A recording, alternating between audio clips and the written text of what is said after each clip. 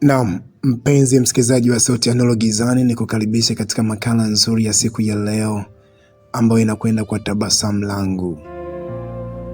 Simulizi hii inamhusu kijana mmoja ambaye anaitwa Derek.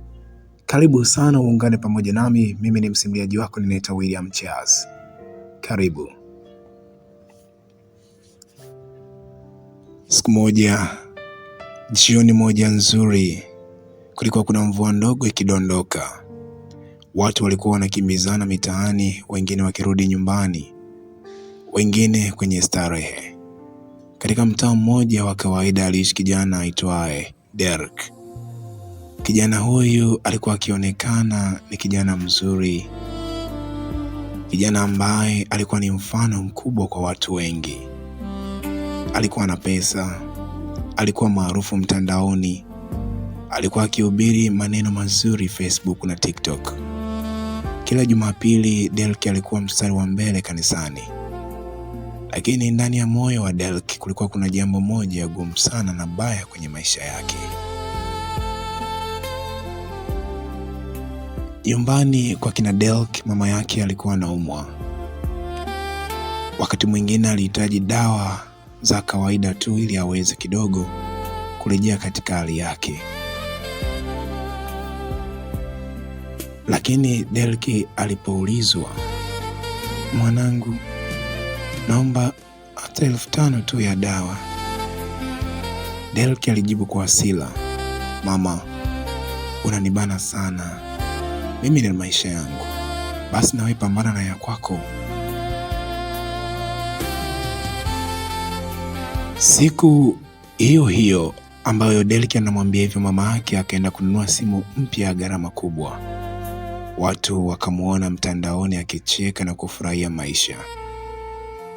Derek alikuwa na wafuasi wengi sana katika mitandao. Walifurahi kumuona akiwa anawaambia mipango ya maisha ili watu wapate pesa, wastarehe maisha yao kama wanavyomuona Derek. Lakini mama yake alilala bila dawa. Aliishi maisha ya taabu sana. Hapo ndipo maisha ya leo yalipoanza kufanana maneno ya Paul. Mtume Paulo katika kitabu cha Timotheo wa pili aliandika, "Katika siku za mwisho kutakuwa na nyakati za hatari. Watu watajipenda wenyewe."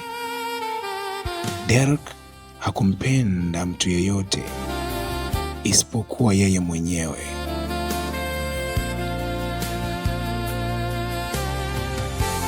Derek alipenda sifa. Alitaka kuonekana. Alitaka watu waseme, "Yule jamaa anajiweza sana aise. I wish ningekuwa yeye." Lakini moyo wake haukuwa na huruma. Alikuwa na mchumba wake ambaye anaitwa Neema.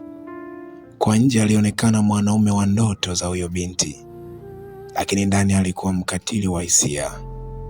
Alimdanganya, alimsaliti, alimfanya Neema alie kila usiku, huku akimwambia waambie marafiki zake, "Wanawake wote ni wa kawaida tu kwangu." Miezi ikapita. Derek akaanza kupata pesa nyingi zaidi, lakini tabia yake ikabadilika zaidi. Akawa mwenye kiburi, mtu asiyeambilika, mwenye majivuno mengi.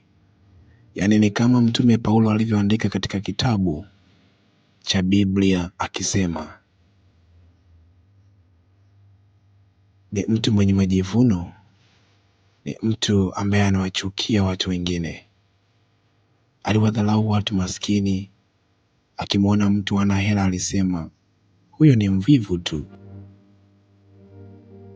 Siku moja rafiki yake wa zamani aitwaye Juma alimtafuta,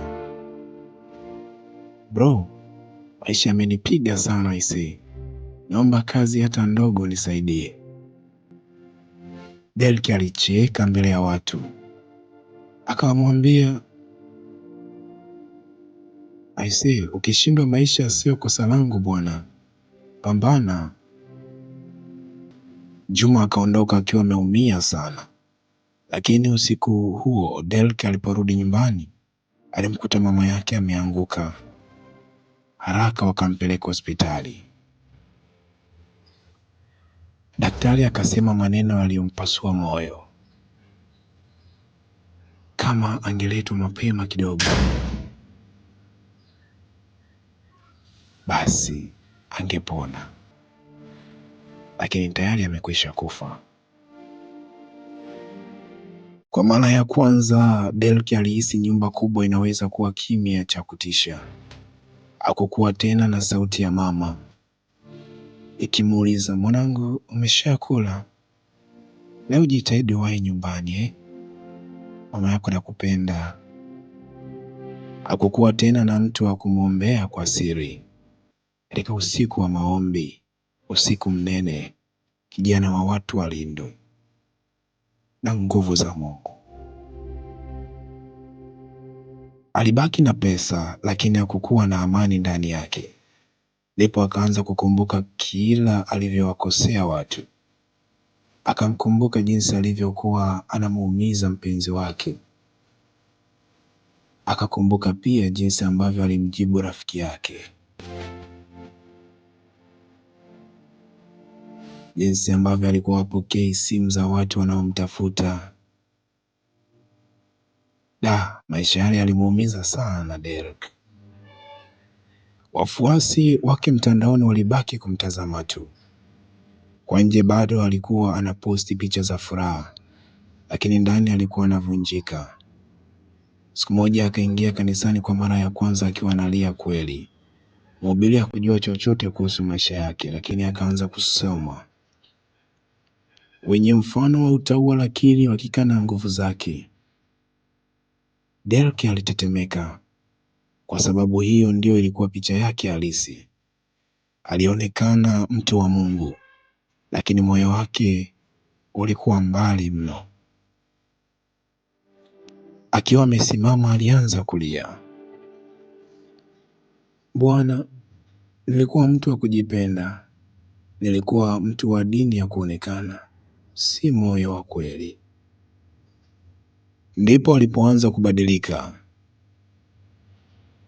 Derek aliamua kuuza baadhi ya vitu vyake kusaidia watu waliokuwa na shida.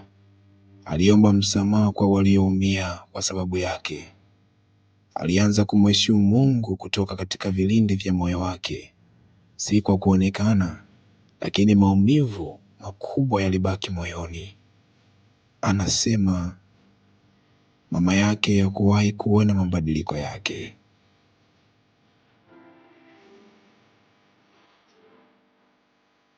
Mwisho wa simulizi hii una swali moja la kujiuliza. Je, sisi tunaishi kama Paulo alivyoandika kwenye siku za mwisho? Watu watakuwa wenye kujipenda, wenye kiburi,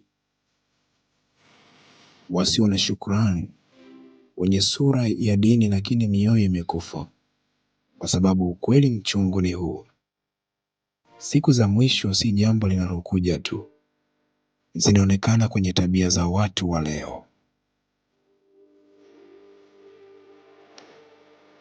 Na wakati wa kubadilika si kesho, ni leo. Yes, badilika. Mtafute Mungu kwa dhati. Acha ibadili tabia yako na maisha yako. Basi Mungu akusaidie, na hili ni ombi langu kwako.